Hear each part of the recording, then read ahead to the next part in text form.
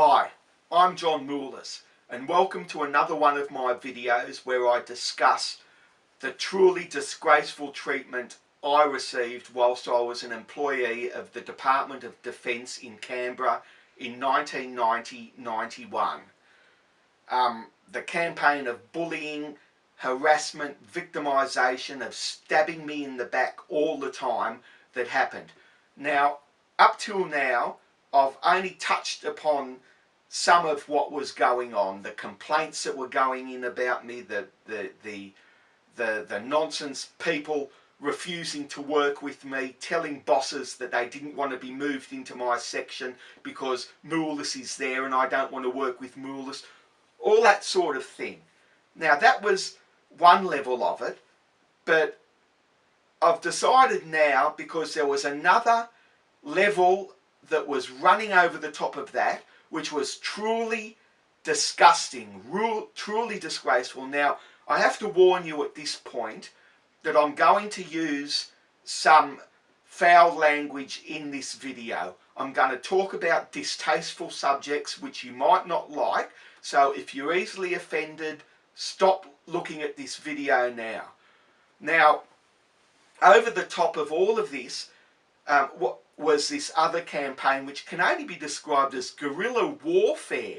It was just psychological torture, and it broke me. It caused a really deep depression with me.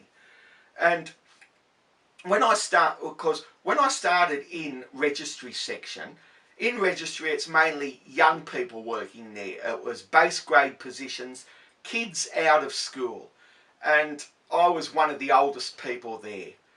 And one of my main interests all my life was pop music and recording artists.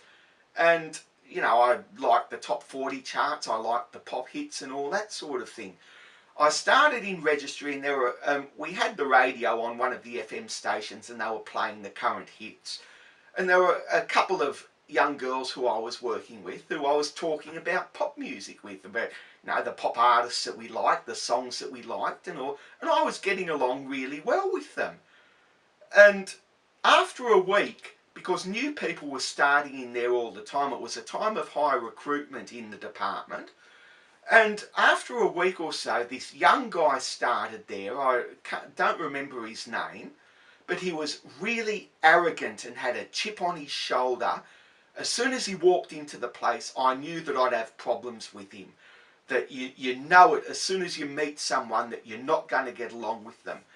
And, you know, I was talking to the girls about pop music, and this young guy was there sort of sniggering and laughing, saying to me, "You don't know how stupid you look. You know, you should see how stupid you sound." These comments, and he started calling me Molly, after Molly Meldrum. And then after a few days, this morphed into faggot. And this was when the faggot abuse in Australia had started up. And it started up that 1985 song by Dire Straits, Money for Nothing, with that second verse which talked about the little faggot with the gold earring, which was just played on the radio over and over, and on the television just over, and that was what started use of that word in Australia. Up until then, the word had been poofter, you know, and it refers to homosexuality. It is a slur word for homosexuality. Now, you know, and new people were starting in all the time, and they took their cue from the other staff in registry. You know, this guy was calling me faggot, so the others started calling me faggot as well. And it was just the most disgraceful thing, humiliating. It was terrible. It was just dreadful. Anyway, and I didn't do anything about it, because I thought that the bosses would look at this, would see what was happening, and the manager of registry, a fellow named Patrick Brennan, I thought he would step in and pull the staff into line, because, you know, there's one thing that I hate, that I thought I do not have to put up with, and that is foul language in the workplace.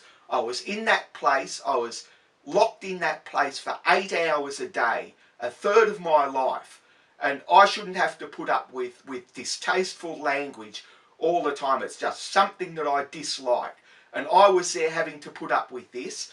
And finally, and it all came to a head, this young guy called Callum Bell started in the department, and he escalated it to the next level. He was yelling out the word faggot at me across the office.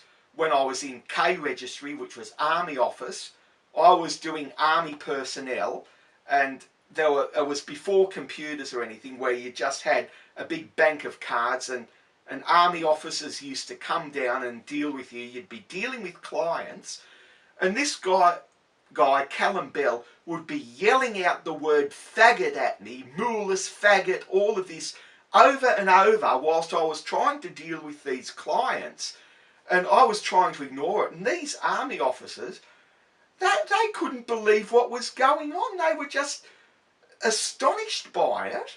And finally, I snapped one day. I yelled at this Callum Bell to shut up, because nothing was being done about it. I complained to the manager of registry operations, Patrick Brennan, about it. He did absolutely nothing. So I put in a formal complaint about it. I wrote out a report like everybody had been doing against me, you know, because when you had put it in writing, they had to act on it. Now, I couldn't believe the response from Patrick Brennan about this. Instead of calling the section heads in and telling them about acceptable language in the workplace, and the fact is I had the law on my side, I had the rules on my side, because the sexual harassment laws said that the words like faggot and all of that were overt sexual references. It was distasteful language, which was unacceptable behaviour in the workplace, and the discrimination laws came into it as well. And instead of calling in the section heads and telling them about the public service rules about acceptable language, he actually wrote a minute to his boss, the Assistant Secretary Patrick, what was his name, Bob Hills.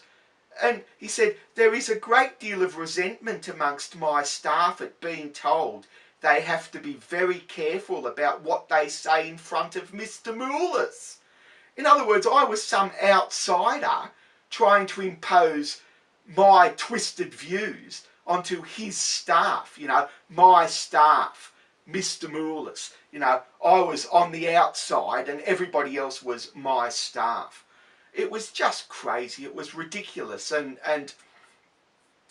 finally, use of that word actually escalated in the workplace. They were using it as a general put-down word.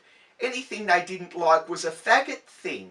And I kept on saying, I don't want to hear that word in the workplace. I don't want to hear four-letter words. I don't want to hear references to homosexuals. I don't want to hear any of that in the workplace. And still I was ignored. They just let them continue on their merry way. Oh, look, it was absolutely intolerable. It was just disgusting. Anyway, it's about to run out now. I hope you found this video enlightening and as an insight into just what was going on during that period and what was going on in that Department of Defence. It really was a dysfunctional place. It was a lunatic asylum, really.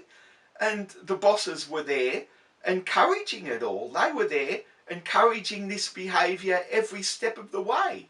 It was disgraceful. Anyway, I'll come back with another video where I'll talk about some of the really bad turncoats in the department who took me into their confidence and who turned their back on me and turned against me.